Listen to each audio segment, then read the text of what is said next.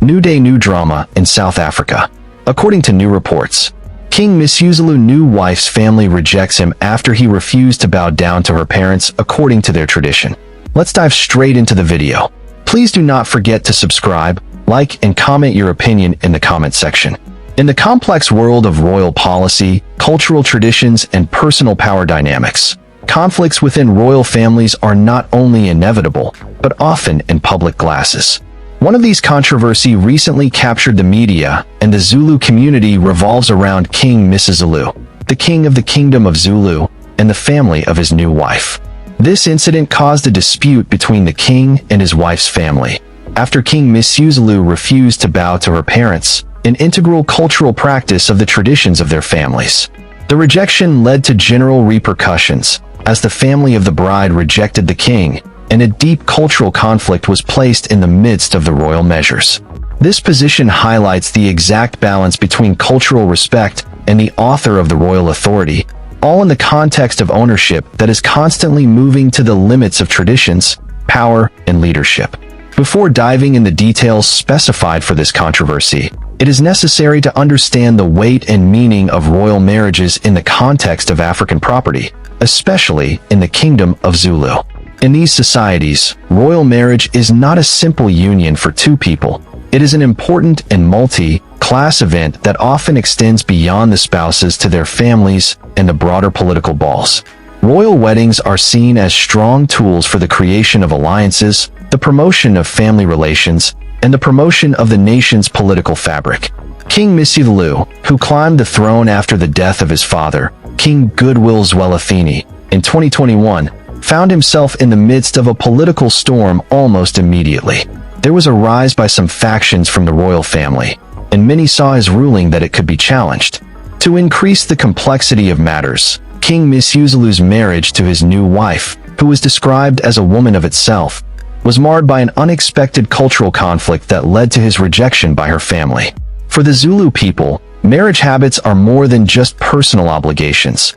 They are pivotal in asserting the union between families and establishing a social structure that depends on respect, hierarchical, and tradition.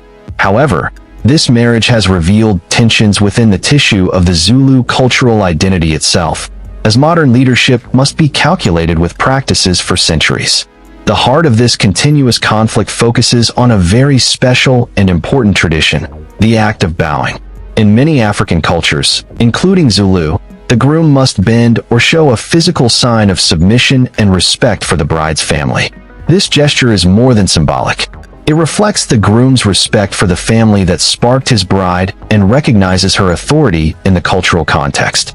In this case, the bride's family, coming from different cultural proportions, carries a particularly strong belief in the importance of this tradition. Their expectation was clear. King Misuzulu should bend, as part of his wedding ceremony, in front of the bride's parents. This act would indicate that he not only respects his wife's family, but also the habits that have been transferred across generations. The tradition of bowing to the bottom serves a double purpose. First, it represents a public recognition of the hierarchical role that the bride's family plays in the federation. Second, it is a way for the groom to show his commitment to respect the traditions of his wife's lineage, which can lead to the realization of disrespect. In cultures in which family authority intertwines deeply with society and social identity, these rituals are decisive in promoting family ties. However, King Misuzulu, as the property of the Kingdom of Zulu, not only adheres to his wife's personal loyalty, but also the responsibilities related to his royal status. His refusal to reach his new wife reflects the exact position he finds himself. For the king, not only such a personal decision is seen, but rather a challenge to his identity as a ruler. As the head of the Zulu people's personality, he is expected to preserve power and dignity, not only for itself, but for the entire nation. By rejecting the bow, it is possible that King Misuzulu confirm his authority as a king and try to maintain his authority within the Kingdom of Zulu. In his opinion, Bowing can be considered to anyone outside the royal ratio as undermining the principles of ownership itself, which he must support, as the guardian of the Zulu and power culture. The bow will not only symbolize its presentation, but also can weaken the visualization of the throne of Zulu in the eyes of its subjects, its allies, and even its competitors within the royal family. The reaction was from the bride's family, however, was fast and unforgettable. In their eyes, King Misuzulu's refusal was an insult, not only for them, but their cultural heritage. The act of kneeling is seen as an essential element in respecting the groom and accepting it in the family, and without that, the union was incomplete and unique.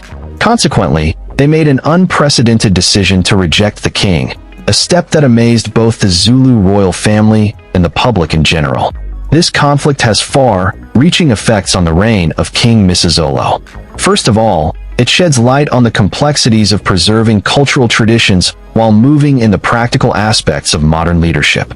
King Misuzulu has now been arrested in an unstable position, as the adherence maybe his royal authority has come at the expense of the personal and family alliance. Politically, rejection of his wife's family can be a tough force of stability within the royal family. The Kingdom of Zulu is not a homogeneous institution.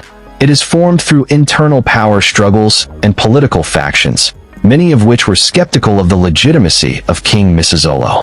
For some within the royal family, the king's refusal to participate in this cultural practice can be considered another reason to question his ability to drive, while others may see him as a bold step to maintain the sanctity of his kings.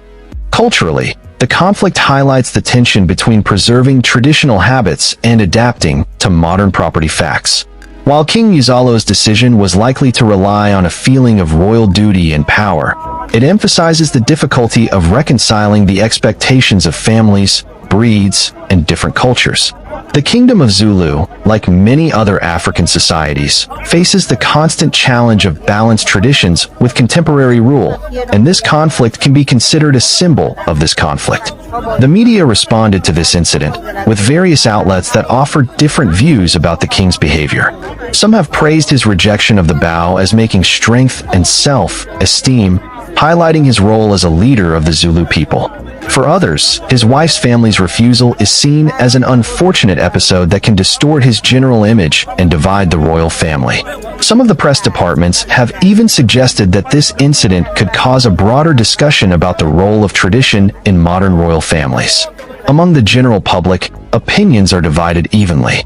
On one side, King Misuzulu is seen as a strong leader who refuses to waive his dignity for traditions. On the other hand, his refusal to interact with such an important cultural practice led to questioning his understanding of the habits that link the people of Zulu together. This controversy sparked hot discussions within the royal court and the broader public in South Africa, where some called for more focus on cultural understanding, while others see this as a clear demonstration of the coincidence between traditions and modern property. While King Misuzulu moves on the repercussions of this incident, his leadership will undoubtedly be tested in the coming months. Rejection by his wife's family, although it is a profound personal issue, has wider effects on the unity and stability of the Zulu kingdom. The king's refusal to bend raises questions not only about his relationship with his wife's family, but also about how to balance his traditional role as a king with his duties to his people. In the long run, how King Misuzulu responds to this conflict will play an important role in forming his legacy. Will he correspond to his wife's family and treat the rift caused by this incident? Or will he continue to give priority to his royal authority and may distance himself from some cultural expectations? Although this position, although it still reveals, offers an insight into the complexities of royal leadership, cultural heritage, and modern challenges facing African monarchy.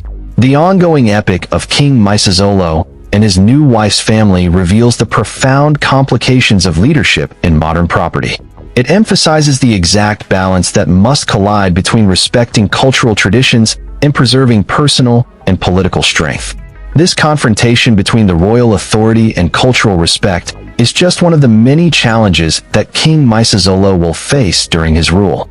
Whether he can successfully move in this gap and enhance his position within his family and his kingdom still must be seen. However, the certainty is that the Kingdom of Zulu, like many other African properties, is at a crossroads where traditions, politics, and leadership collide with ways that will determine the future of these institutions for future generations.